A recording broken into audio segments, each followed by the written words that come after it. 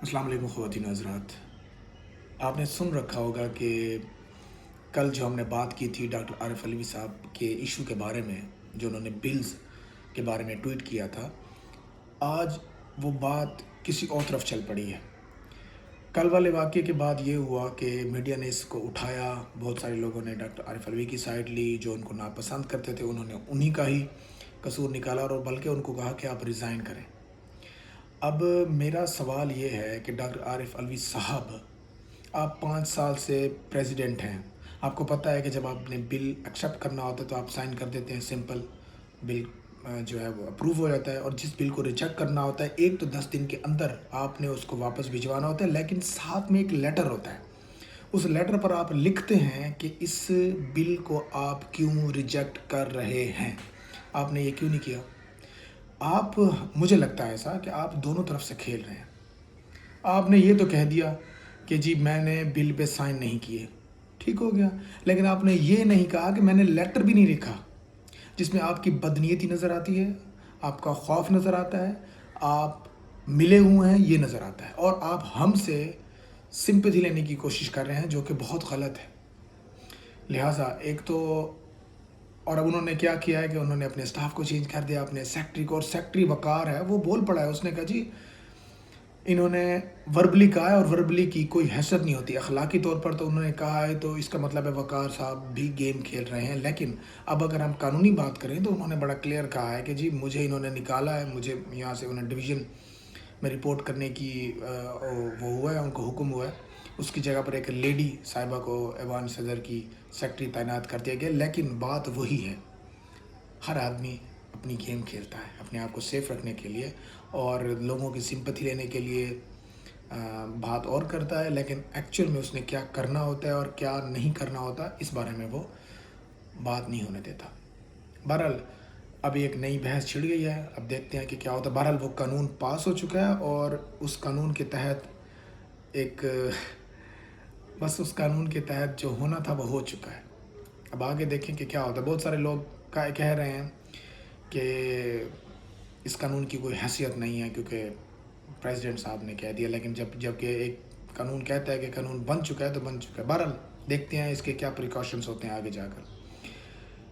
एक और बात, ऑन लाइटर नोट, पाकिस्तान और अफ़गानिस्तान की सीरीज़ शुरू हो रही है। ये सीरीज़ पहले पाकिस्तान में हो रही थी, पता नहीं क्या हुआ है। बहरहाल अब ये सीरीज़ श्रीलंका में होगी क्योंकि इस 3 मैचों की ओडीआई सीरीज़ के बाद यहाँ पे एशिया कप होने वाला है, जो कि पाकिस्तान में होने वाला था, और बस किसी की बदनीयती और कह लें कि किसी की जेलसी की वजह से वो अब जो है ना शिफ्ट किया गया है श्रीलंका। लेकिन 4 मैचेस होंगे पाकिस्तान में, बस वो छोटी छोटी टीम्स के साथ हैं। और उसमें अच्छी बात यह है कि मुल्तान जैसे शहर को 2 मैचेस दिए हैं, जिस पर बहुत अच्छा लग रहा है। और इसके अलावा अच्छा, ओडीआई सीरीज़ अब बहुत टाइम के बाद हो रही है और मैं चाहता हूँ कि वनडे मैचेस भी हों। टी20 इतने हो चुके हैं, इतने टी20 लीग्स हो रही हैं, और अब तो माशाल्लाह से टी10 लीग्स हो रही हैं। तो वनडे की जो कह लें कि हैसियत है कमज़ोर होती जा रही है। और बाय द वे एक बहुत अच्छी बात यह है कि एक दौर होता था कि पाकिस्तानी जो प्लेयर्स हैं वो ओडीआई रैंकिंग में आते ही नहीं थे, फिर आहिस्ता आहिस्ता से बॉलर्स आना शुरू हुए, कभी उमर गुल, कभी सईद अजमल, कभी मोहम्मद आमिर, इस तरह से। उससे पहले कुछ अरसे के लिए मोहम्मद यूसुफ भी एज ए बैट्समैन हमारी रैंकिंग में रहे हैं, सुना है उससे पहले सईद अनवर भी रहते थे। लेकिन फिर बीच में काफ़ी अर्सा हमारे बॉलर्स फिर भी रहे टॉप 10 में, टॉप फर्स्ट में भी आए, ओडीआई रैंकिंग में नंबर 1 पे भी आए सईद अजमल, और ऑलराउंडर में भी शाहिद अफरीदी आए, मोहम्मद हफीज़ आए। लेकिन हमने कभी ये नहीं सोचा था कि हमारे बैट्समैन भी राज करेंगे।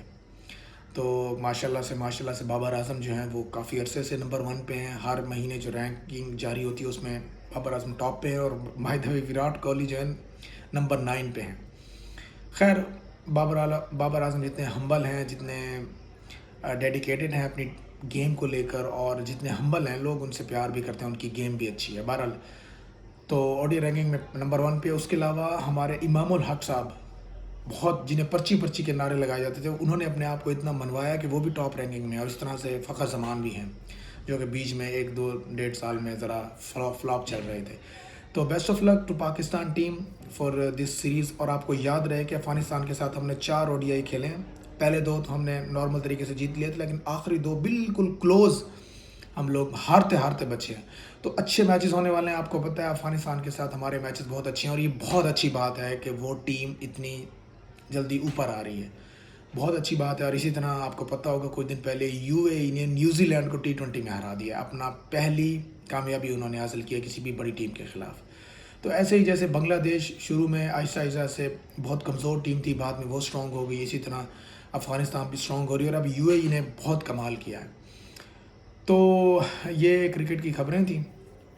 اور ایک اور ویسے غدر 2 آپ نے سنا ہوگا، سنی دیول کی مووی، جس نے کوئی تقریباً 300 کروڑ پلس کا بزنس کر لیا. مجھے تو اس مووی کے اندر کچھ بھی نظر نہ آ رہا. جیسے پٹھان نے ماموں بنایا نا سب کو، میرے حساب سے پٹھان ایک فضول ترین مووی تھی، اور اسی طرح سے غدر اس سے بھی زیادہ فضول ترین مووی ہے. ہاں، او مائی گاڈ، اکشے کمار کی جو ان کے ساتھ ہی ریلیز ہوئی ہے، وہ مجھے مووی ایک اچھی لگ رہی ہے.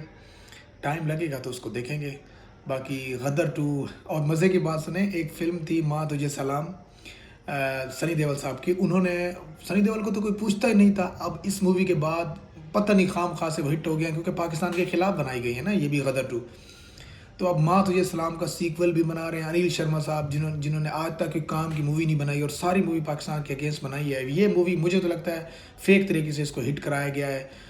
وہ کسی نہ کام کی امیشا پاٹیل اور اس کا وہ جو بیٹا بنا ہوا ہے، مطلب فضول ترین مووی ہے، لیکن اس کو 300 پلس کروڑ کا بزنس کرا دیا گیا ہے. پٹھان بھی ایک فضول مووی تھی، فضول ترین کہنا چاہیے، اور یہ مووی اس سے 2 گنا زیادہ فضول ترین ہے، لیکن وہ اتنا ہٹ ہو گئی ہے، بلاں یہ وہ.